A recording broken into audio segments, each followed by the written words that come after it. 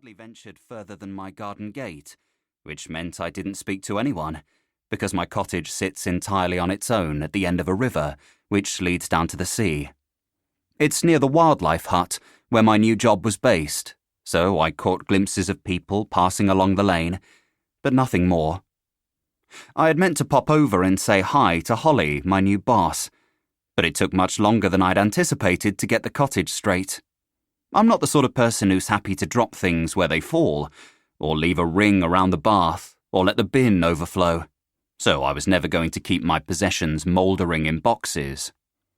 I was always the tidy one in our marriage, emptying the dishwasher, sweeping dust from the shelves, picking dirty clothes off the floor, hanging up wet towels left on the bed.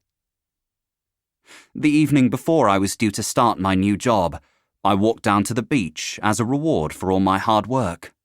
I'd caught tantalizing glimpses of the countryside as I went about my domestic jobs, the high, majestic hills, and the glinting curve of river. And I don't mind admitting that it filled me with a real sense of pride, the realization that I'd made a change for my own benefit after years of never putting myself first.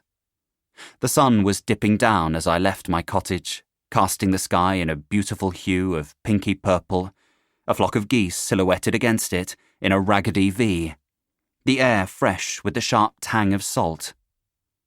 I reached the beach in about 15 minutes and sat on the warm shingles, filling my lungs with the cleansing air.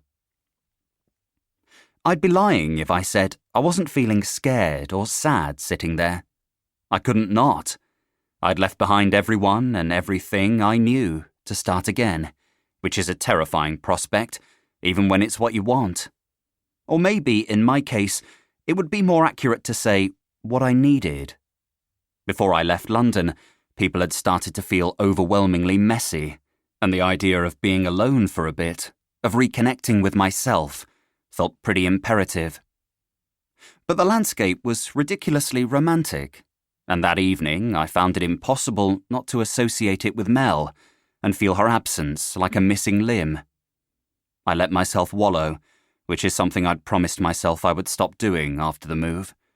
But my wife is a conundrum that I'm not sure I'm ever going to be able to solve. I have, quite simply, never been as sad or lonely as she made me feel at the end. Although I find that thought hard to reconcile with all the things I know were great about our relationship and all the ways I loved her. We met on a dating app, swiping left and right until we matched. And even though that sounds soulless, we both knew immediately that we'd found our person. In fact, on our very first date, we both deleted the app in front of each other. Maybe we rushed into it. It's something I worry about quite a bit, as we were both 36 and shared a sense that time was ticking. 5 months later, we'd moved in together, and 6 months after that, we were married. We didn't start trying for a baby right away because Mel had just started a new business, but we talked about our family from the beginning, so I never imagined it wouldn't happen.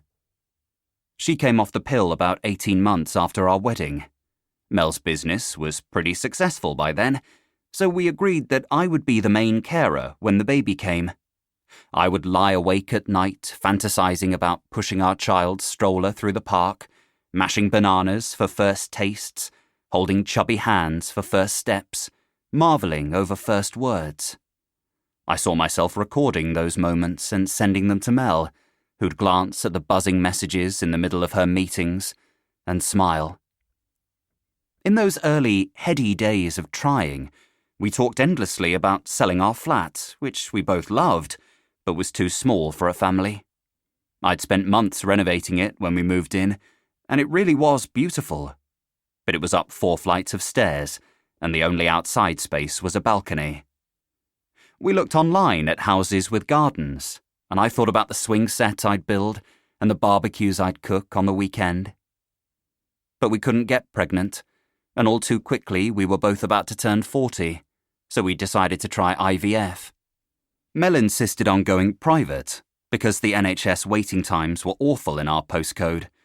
It's not a nice procedure, and Mel was a superstar. But still, the first and second rounds failed. After the first failure...